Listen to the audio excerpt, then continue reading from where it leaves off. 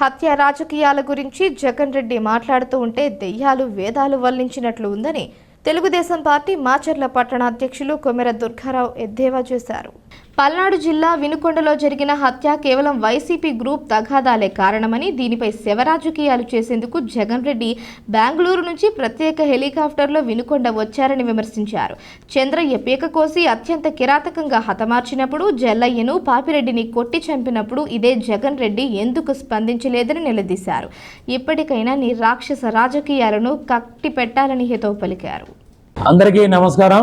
మొన్న ఒక వారం 10 రోజుల క్రితం వినుకొండలో వైసీపీ వాళ్ళు తనుకొని ఒక అతన్ని చంపడం జరిగింది, అందరికీ తెలిసిందే.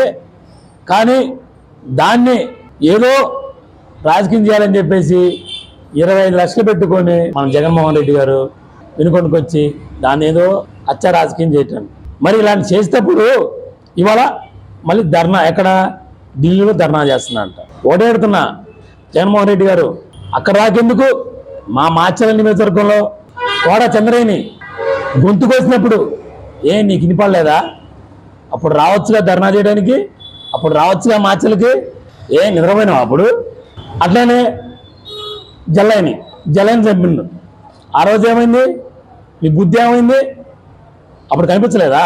మళ్ళీ కళ్ళకుంట్లో పాపిరెడ్డిని కీళ్ళు కీళ్ళు ఎరగదీసి చంపారే, అప్పుడు నీకు కనిపించలేదా? అప్పుడు కూడా రాలేదే. ఎందుకు దొంగ రాజకీయాలు చేసినావు? శవాల రాజకీయం చేయడం ఎందుకు? ఢిల్లీ నుంచి ఢిల్లీ దాకా నీ రాజకీయం తెలియదా? 5 సంవత్సరాలు ఏం చేసావు? ఎన్ని హత్యలు జరిగినాయి? మీరు టీడీపీ వాళ్ళని 3600 మంది చంపేశారే, అప్పుడు మీకు తెలీదా?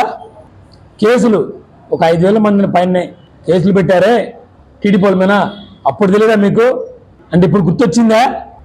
ఒకటి, చంద్రబాబు నాయుడు గెలిచిన తర్వాత లాండ్ ఆర్డర్ పూర్తిగా ఎక్కడ ఎవరైనా ఏ పార్టీ అయితే తప్పు చేస్తే లాండ్ ఆర్డర్ తీసుకుని కఠినంగా శిక్ష చేయమని చెప్పాడు. అది రాజకీయం అంటే. నీలాగా శవ రాజకీయాలు, దొంగ రాజకీయాలు తెలియవు. ఇక్కడ మాచర్లనే కాదు, మన ఆంధ్రప్రదేశ్లో నారా చంద్రబాబు నాయుడు గారు అభివృద్ధి ఏందో చూపిస్తాడు.